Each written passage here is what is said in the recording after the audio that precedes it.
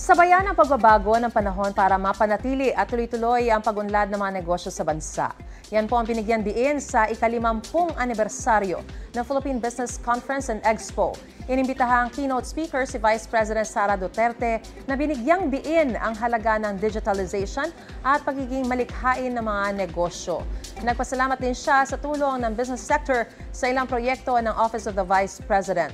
Ayon sa Philippine Chamber of Commerce and Industry na in charge sa Business Conference and Expo kada taon, patuloy silang makikipagtulungan sa gobyerno kaugnay sa pagpapalakas ng mga negosyo, paglikha ng mga trabaho at pagpapaunlad ng ekonomiya ng bansa.